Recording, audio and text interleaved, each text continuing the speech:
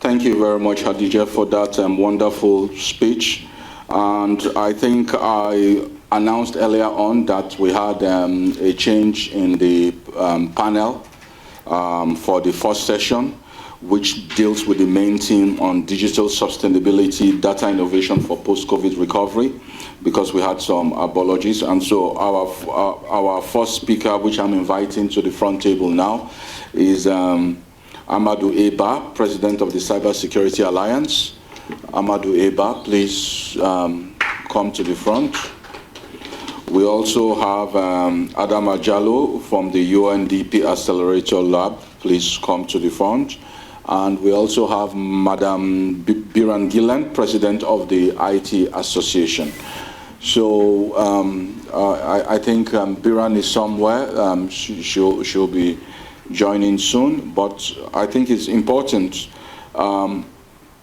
This topic today, it's very important that in the main team, just as we did in the West African, so all our national IGFs follows the main team of the West African Internet Governance Forum, because we are part of the West African Internet Governance Forum that was held in Accra, Ghana. So we contextualize that main team into our own theme.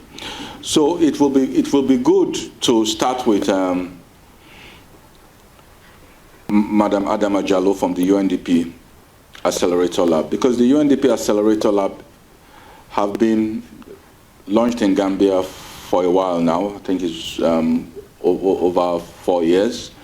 They have been doing a lot of great stuff, and it will be good to hear from them about their approach to digital sustainability, digital innovations, especially now that we are in these post-COVID situations. They work with a lot of disadvantaged people, a lot of communities in developing areas in the Gambia, and they try as much as possible to use data innovation as a tool to achieve the sustainable development goals. So without much ado, I will call on Adama for her intervention. Adama, over to you. Thank you, Pans. First, I would like to say thank you for everyone that is here and for participating today. We are hoping that this will be a very interactive session. Coming from the UNDP Accelerator Lab perspective, in terms of what we do in relating to digital sustainability, actually it's part of our mandate, being an accelerator lab, to articulate or sort of elevate anything that has to do with innovation or digital being part of it. And we have been working with a lot of projects in terms of how to better bring in digital sustainability in the Gambia, especially in the vulnerable areas within the 5 regions in the Gambia. So when the COVID just struck, we had to come up with a rapid financing facility to ensure that we can tap into the vulnerable areas and try to find or bring in solutions. And part of that is digital solution. And we have had clusters that are just for that. We've worked with digital literacy. We've worked with the last mile, connecting the last mile, which is more on digital inclusion. We feel that the mandate of the UNDP is that no one is left behind. And we have had also projects on, for example, the My Lumo, which was launched during the COVID-19 to help with women in the Lumo areas. As we all know, the COVID just changed the dynamics of how we interacted, how we just interact basically, because it was more like, how do we try to bring solutions when we say we cannot closely interact with clusters or in groups. So part of that initiative is what brought us to the MyLumo, and the MyLumo was launched to help women at the Lumo to actually upload their products online and do e-marketing, sell products, and also also buy products online. So you can see that hotels can actually use the app to order for some of these things, for some of these raw products that are coming from the farms that are being sold by the local women or generally the local people in this MyLumo, while the idea of coming together was discouraged. Apart from that, we had also the G quiz. These, I'm just bringing these examples because these are some of the project or the initiatives that we work with under the Accelerator Lab to ensure there is digital sustainability, also as a solution to some of the issues within that we had to come up to mitigate the issues that comes with the COVID-19. And the GQ is also, as we know, there was secondary school, high school, there was examination, there was delays, the kids couldn't go to school. So the G-Quiz came in as a solution to help the high school students to have access to their WAEC exams and do their examination practices online when they had to stay at home and do most of their studies. So apart from that, we've launched a lot of applications, and we had other non-profit organizations apply for these packages to help in doing a lot on digital literacy. Yes, we might have digital solutions, but if we don't have the know-how or the knowledge to actually use the digital tools that we have, then we are still lacking behind. We still have a long way to go. So we're very supportive on digital literacy, and we've done a lot on that. That takes us back to inclusion and connectivity. No one is left behind. So we might have the tools, we might have the training and all that, but how do we connect? How do we get to the platform that makes us all communicate and, reach the last mile or reach everyone to be on board? And then that comes the last mile project, which will bring in internet connectivity to the remote areas. We cannot provide connectivity to individuals, but we can start by connecting people at the remote area where there is no means of communication. So the idea is having this like a community network, a marketplace, and just mount a router, internet connections that people can actually go there and just do their connect online and do their online transactions. Yes, and also recently we've launched the Smart Cities project in Banjul, which was piloted in BCC to help with tax collections. So you realize now that when you go to Banjul, the marketplaces, they have stalls, and each stall is registered with a QR code, and that QR code you can use for the tax collectors to just use the QR code to tap on which stall and to pay tax online. So these are just some of the strides. It may not be as big as but it's one step ahead towards digital transformation.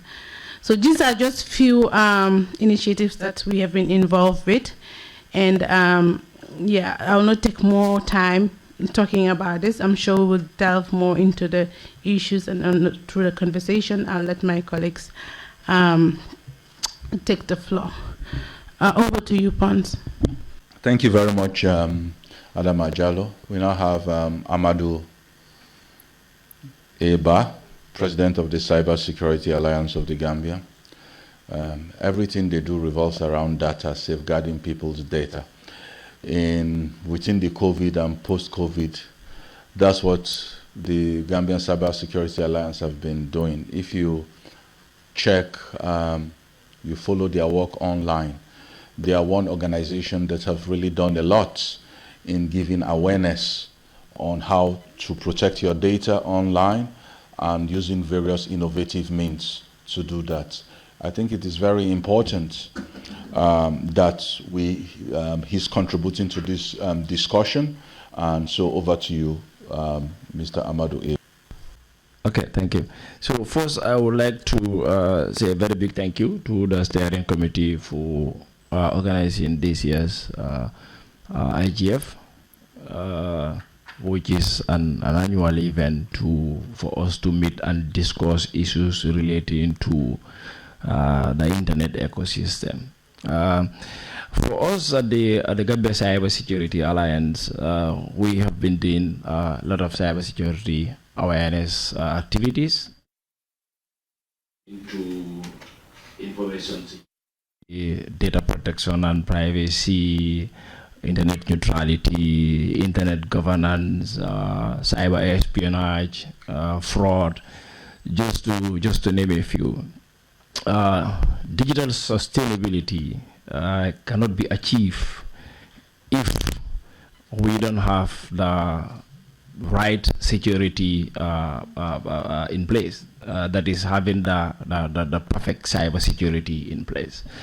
Yes, you'll agree with me. If systems are built and deployed, that the concern for most of the end users recently is relating to protection and security, because when a platform is launched and I am supplying my information or my personal information on this platform, what are some of the assurance that the information that I'm providing on this platform are safe and secured? So for us, this is where we come to play. We advocate for policy change. We advocate to make sure we have the right policies and the right procedures in place in terms of governance to make sure citizens' data is protected at all costs.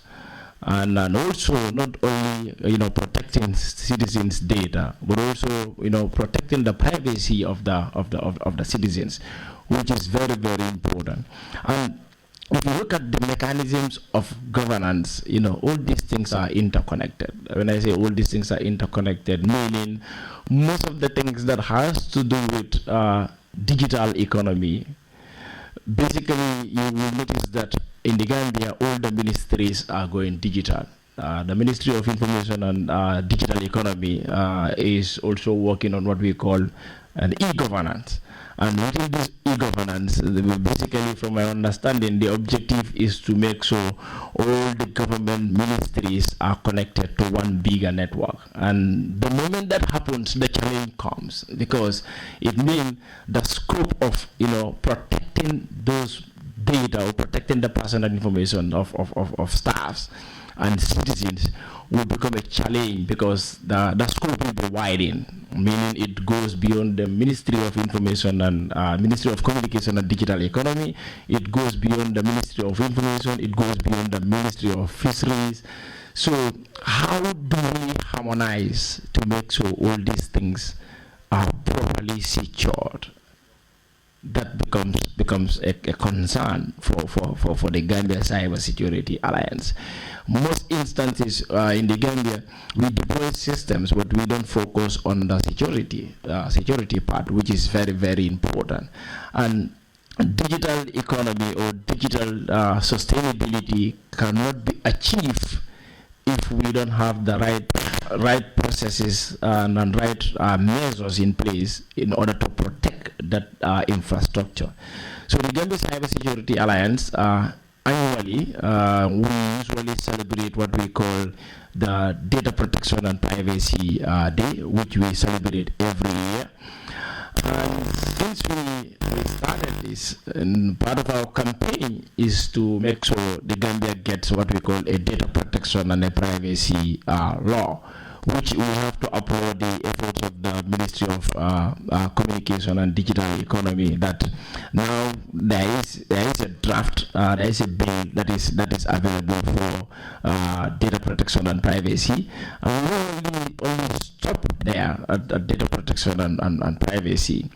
We also scrutinize ministries and government institutions and agencies how they handle issues that has to do with the growth of digitizing our infrastructures in the Gambia. So if you will agree with me, the Gambia Cybersecurity Alliance was among the organizations that were showing their frustration and disappointment when our national water and electricity company, NAWEC, decided to write a press release to say the cash power system will go down for, I think, 4 days because they are doing a migration. So for us, from a security perspective, that's not an excuse.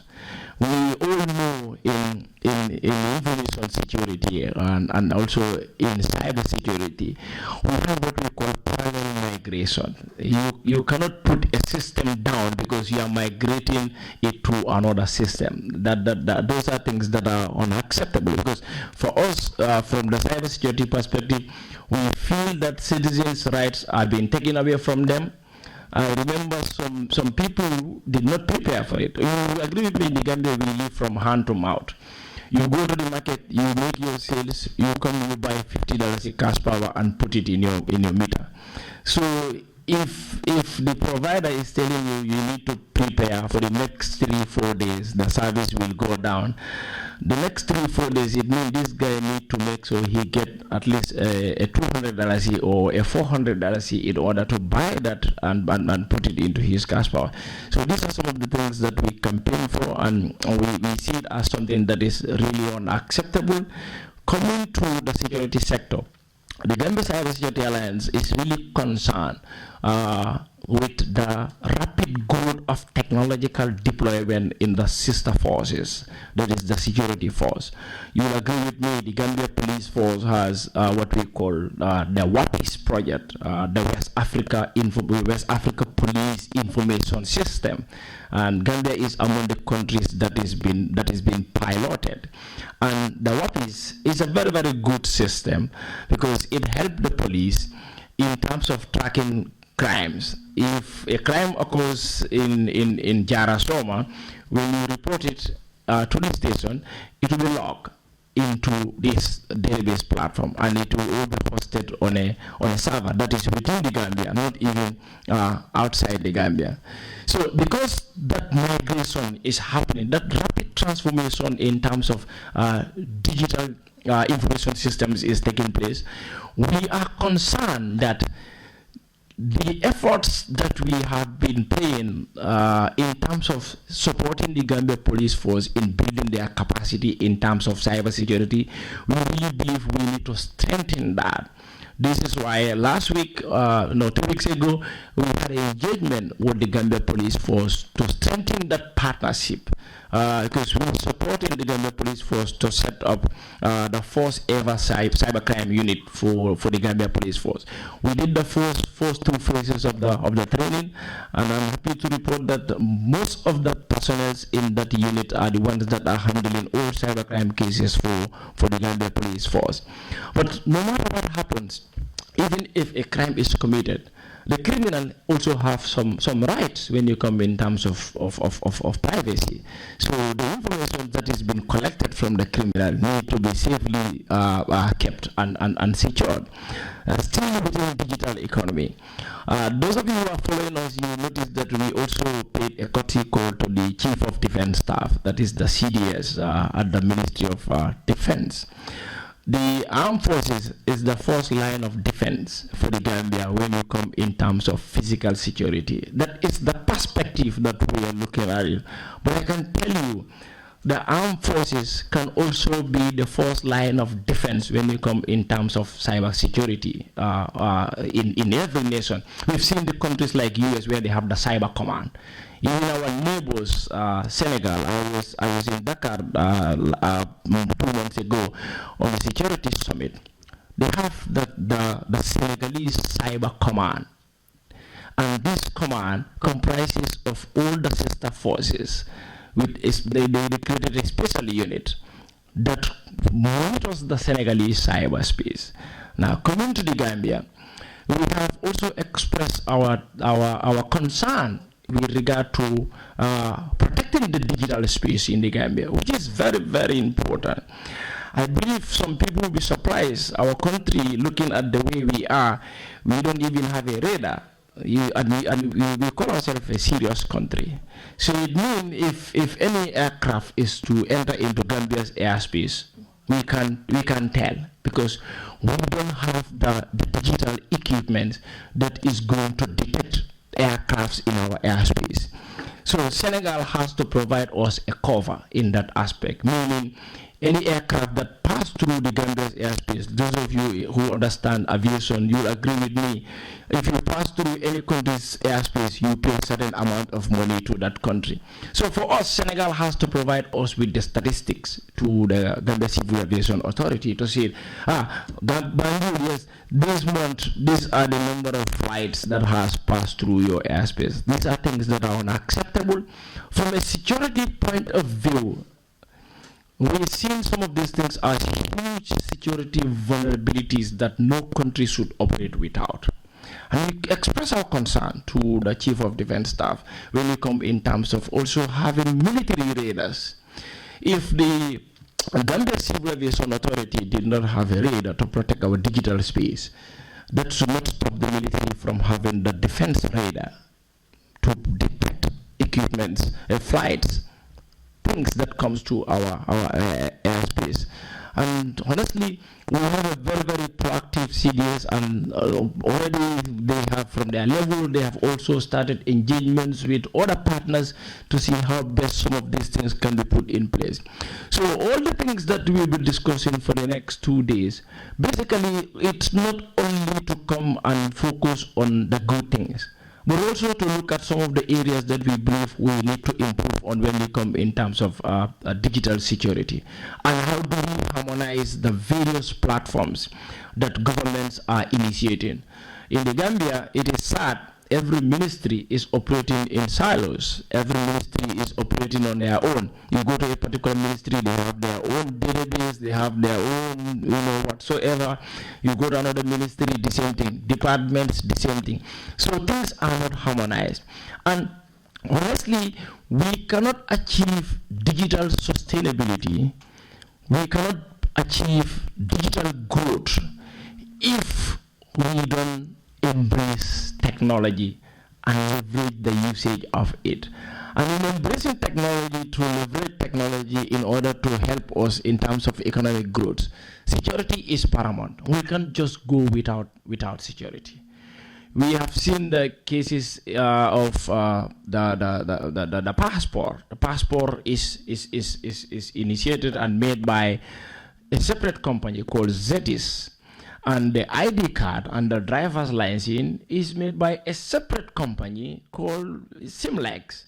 So in essence, it is very, very difficult for you to integrate these two systems because they don't come from the same mom and dad. Zetis is, I think, an African company, something like that, originated from Angola. I'm not very sure. Let nobody quote me. I'm not very sure. So Simlex is a European company. We all know. So how do the government make sure these things are harmonized? And harmonizing these things will help us in terms of digital economy, growth, border security, border surveillance, citizenry protection. It is very, very important. It is sad sometimes cases will happen within the police. For you you come and collect a specimen of maybe breaking happened, somebody break a door, you collect the specimen, fingerprints and all these things. But you don't have a platform where you need to cross-reference these specimens that are collected in order to hit a match for those fingerprints. So these are some of the things that we really need to look at as a country. We really need to focus on as a country. Those days are gone where we come to workshops or seminars, we sit down, we sweet talk, we go, and it stops there. Our boss Pons will agree with me. You look at countries like Mauritius, a very, very small country. their GDP in terms of digital economy is way too bigger than Gambia. And in the Gambia, whether you agree or you don't agree, you know, majority of our GDP is coming from the ICT sector. How much money is the GSM companies paying as a spectrum or licensing fees? $50 million is every GSM. We have 4 GSM companies. That is $100 million. That is a $200 million every year. ISPs did not come in terms of paying the spectrums and the licensing fees and all these things. ICT companies did not come. So we play a bigger role in terms of digital economy in the Gambia, but it's only when we take security very, very seriously and focus on developing all these sectors to make sure that we achieve our aims and objectives. For us at the Gambia Cybersecurity Alliance, this is our vision. Our vision is to see a Gambia that is free from cybercrime. Our vision is to see a Gambia that is free from espionage. Our vision is to see a country that will not be a safe haven for cyber criminals. Right now, our country is a safe haven for criminals, thieves. They leave other countries, they come, they settle here, they thief, they go and steal, you know, millions of dollars, and they go through the border. We don't want that to happen when you come in terms of cyberspace. So basically, we have what we call the incident reporting platform, where you can go to our website, report an incident if you're a victim of cybercrime or fraud or scam or whatsoever. So basically, this is how we used to assist people when you come in terms of cybersecurity and cybercrime. And we have been conducting series of activities in the area of awareness and trainings, you know, to talk to people about online safety. Recently, we also launched another campaign that is fighting hate speech in the Gambia. You will agree with me, hate speech is becoming a serious concern on social media platforms in the Gambia. From the continental level at the Africa Cybersecurity Alliance, we engage partners like the African Union, you understand, we have the NEPAD for the French speaking countries. So we engage these bodies to see how best we can have a kind of a GDPR for Africa. That is like the European Union. They have the General Data Protection Regulation. How do we have a kind of a GDPR for Africa?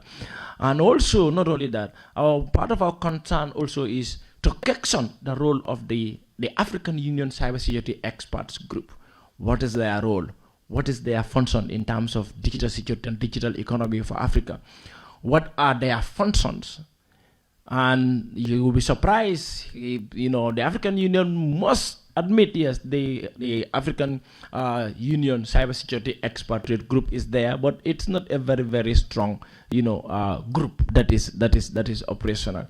So when we're looking at digital economy and digital sustainability, these are all the things that we really need to look at. Let's not only focus on developing solutions, but also we focus on how do we make sure we protect these solutions and make sure the solutions, the level of security that is needed for those solutions are provided, because we're going online, and nowadays everything that we do is connected to the internet. Because it's connected to the internet, it means we have to also take security very, very seriously to make sure that our personal information and our whatsoever information that we are putting on the cyberspace is protected. Thank you very much. And back to you, Paul. Yeah, thank you very much, Amadou. You'll hear from him. One thing I know I like about him is very passionate when he talks about data in relation to cybersecurity, and you see how we linked everything together, the importance of data. And when we are talking of digital sustainability and data innovation for post-COVID, you'll notice that we should know that the importance of how we protect our data is very key, and how he gave he put in a lot of context on how different ministries are working in silos, and he gave a good example of, you look at our passports, you look at our driving license, our ID cards, they are all within, run by various partners. But it's something I think we should all think about and look more. But we have someone from the National Youth Council here. They represent youths around the country, and I would like us to hear their voice, how they think of data and data innovation. The young gentleman, can someone pass the mic to him from the National Youth Council? Where are you? You're at the back there, right? Yeah. And introduce yourself, please. Yes, thank you very much. My name is Kutubo Khan from the National Youth Council. Yes, it's very important today to come and share some knowledge based on data protections, and also to learn things that we also don't know, and maybe to improve also ourselves in data protection and other areas based on data protection as well, because it's a key in an institute. So I will definitely would like to learn more, so that when I go, we can also improve ourselves to the areas that are lacked with this saber or data based on data protection. Yes, thank you very much. I don't want to go further because there is a lot to learn from the gentlemen here. So thank you very much. Till before the end of the forum. Yes, thank you. Yeah, good afternoon, everybody. And I say thank you to the organizers of this program. Maybe I'm violating your rule because you said you wanted to hear from young people. So I think you also permit those that are not so young to make their contribution. Yes, go ahead. Okay. The question I want to ask is this. I found the presentation of, I think Madam Ba that made her presentation very interesting. I found it because your presentation was a kind of enlightening to me. The reason is that you mentioned certain things that I wasn't aware of. So you talked of the involvement of women, and as a gender person, that's of great interest to me. That women are being empowered to participate digitally. But the question that came to me when you were making your presentation is, was there a prior training? Was there any prior training? Now that you said you've made, you've placed routers in some marketplaces so that women can participate digitally. I'm interested in asking whether there was any prior training to enable these women. You know, we know that most of the women in the market, you know, are largely non-literate, you know. So was there any training? That's the question that was coming to me. Thank you. Thank you. The name is Adam Ajalo. I think yeah, I didn't do that introduction well, but it's Adam Ajalo. And thank you for that question. Just to make few clarifications with regards to the internet, which is the community internet and the last mile connectivity. We are in the process of implementation. We are working to get it ongoing and onboarded, but it's not yet in place. But these are the initiatives that the UNDP Accelerator Lab has. So just to clarify that it's not in the markets, yes. And we are targeting the rural areas as of now, and the 36 vulnerable areas within the 5 regions. Going back to the other question, that is trainings, and we've launched quite a couple of digital literacy training. Going back to the MyLumo project that I've mentioned earlier, yes, the Lumos that were targeted, after launching the app, we had women trained on how to use the app after the launching. So they are very much onboarded with how to use the app and where to download it. And if you have products that you want to upload online, for advertisement, digital advertisement, and so on and so forth have been in place. Yes. I hope that clarifies it. If you need further clarification, just let me know. I'll further give it out. Thank you. Thank you very much. I want to take this opportunity to thank the organizers for... Please, can you introduce yourself? Yeah, please? my name is Amadou A. I am representing the network of agricultural communicators, but an editor of an online media, Bio Network. So I'm thanking the organizers of this valuable workshop that is taking place now. I have a question for Mr. Jallo down there concerning data security. Mr. Ba, yes, yeah, Mr. Ba. So what are some of the vulnerabilities that the Gambia as a nation can have once we are banking on Senegal in terms of internet? If despite we have the AC cables here, but still banking on Senegal as an internet backup. And the other thing is, when you look at the ministries, you realize that still the data protection is weakened. If somebody who have a knowledge in hacking can get into a ministry, just work on his device, and the next minute he can even know the passwords and even change everything. And they can even make the entire institution to stand still because they cannot able to move their equipment. So what effort is your organization or this organization is doing so that line ministries, government departments, and even the parastatals can strengthen their data protection? Thank you. Thank you. Thank you very much. I think that's an important question. Yes, so coming to, boss, do we have Mr. Jabi in any of the panel this year? Unfortunately, no. We have to be diverse. Okay. Okay, so coming to the issue of us relying on Senegal for internet, just to put this into context, we're not relying on Senegal for internet 100%. We have the ACE. The ACE goes through Lisbon, that is Portugal. It means from Gambia we land to Portugal directly. So we only go through Senegal when the ACE is faulty. Do you understand? So we go to Senegal as a backup. You understand? But in that process, I think this question should go to ACE cable. The question comes that I always keep asking. We are going through Senegal. Are we going through lead fiber or dark fiber? This is the question that we should ask, which is very, very important. For me, I don't have answers to that question, whether we're going through lead fiber or we're going through dark fiber. Because if you're going through dark fiber, the corresponding country cannot read anything, and everything is encrypted. Do you understand?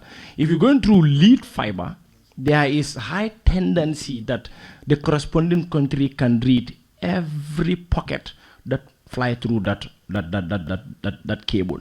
So that is something that I think everybody should keep asking. We should keep asking that question. I keep asking that question. Still, we don't have answers to that.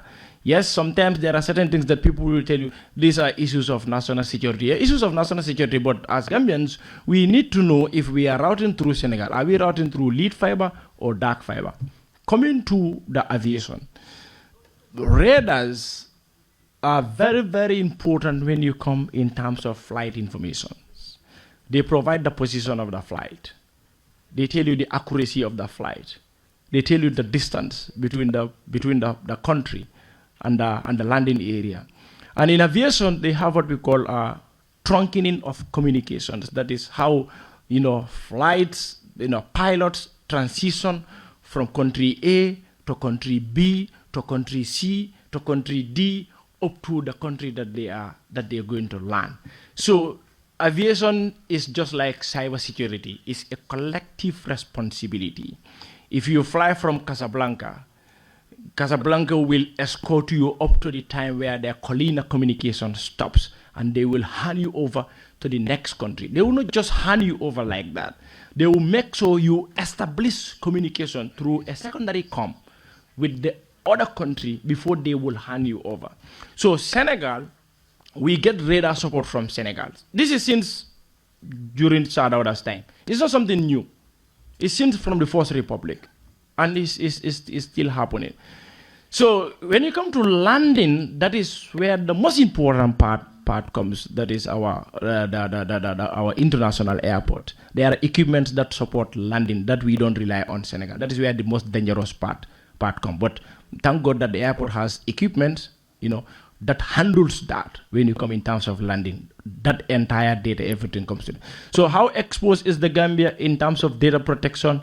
I think GMC-SAT will be in a better position. The Gambia computer and information security should be in a better position because they scans the Gambia airspace, cyberspace.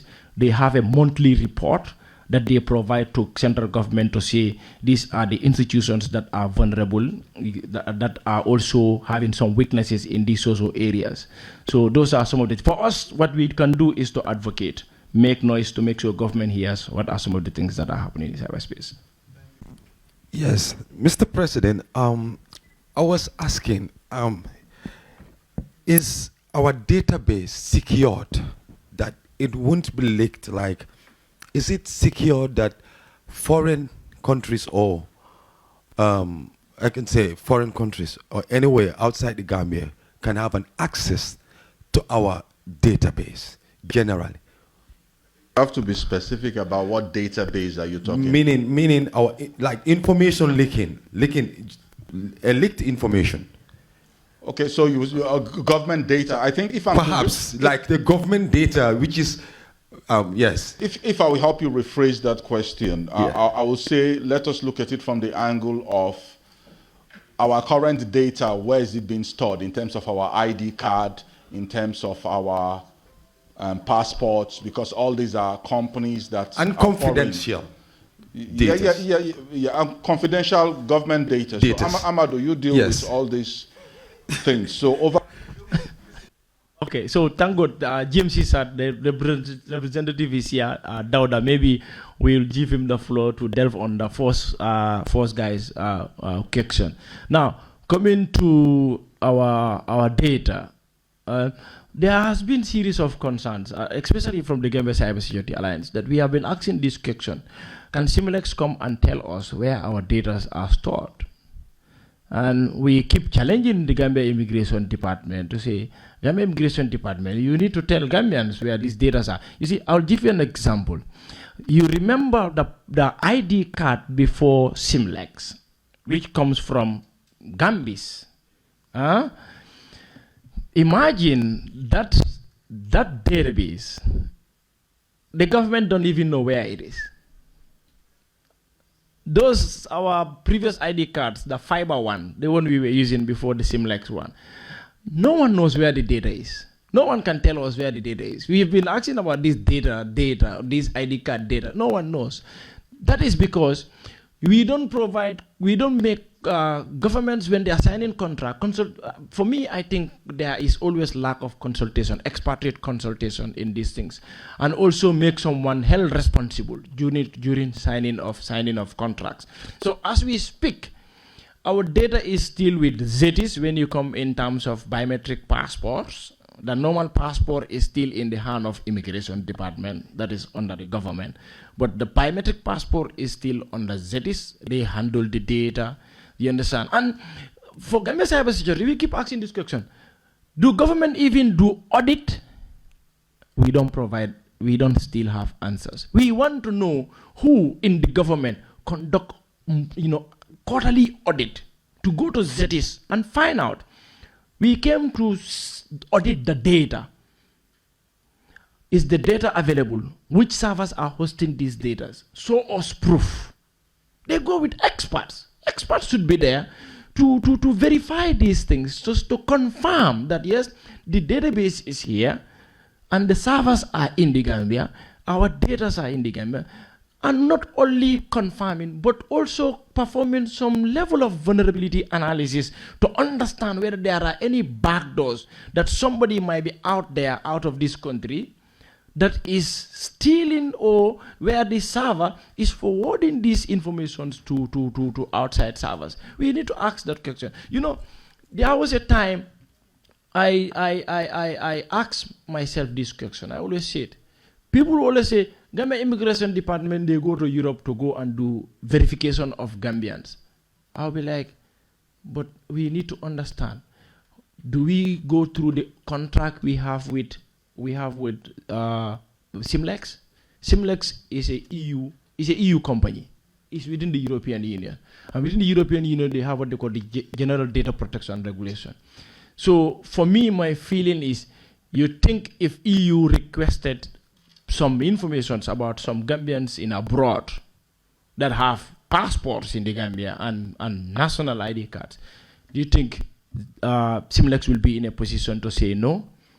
The European Union can use the GDPR against them. So this is something that keep lingering in my head, and I can't still have answers. The Gambia Cybersecurity cannot still have answers for these things, because they are very, very important that somebody somewhere have to be responsible to provide answers to certain things. You even go to immigration, you have an interface with the public relation officer, you ask them about some of these things, they look at you as if you are speaking Japanese. So somebody have to be responsible. Thank you. Yes. The first question before for James Isad, he's asking what was the question. That's going to be. Yeah, I think he want to know the status of vulnerability of the Gambia cyberspace in general. Yes. Oh, okay. Good morning. Thank you for that question. I am to start with. I am Dawuda Jata, James Isad analyst. Probably for those of you who don't know, James Isad is a new entity that was recently set up, and then it is by Moishi with the help of ITU, and then it is being spearheaded by Pura. So it is under the Directorate of IT at Pura for now.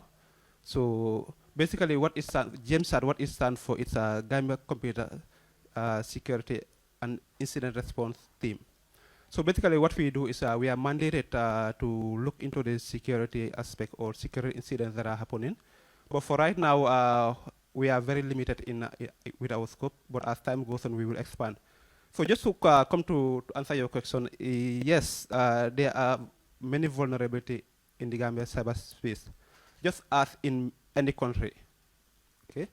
But at GMSR, what we're doing right now, we do provide security advisories from the threat feed that we normally get daily. And then mostly what we're doing right now, we are focusing on our key constituents. Because right now, you have to limit your scope, and as time goes on, you expand.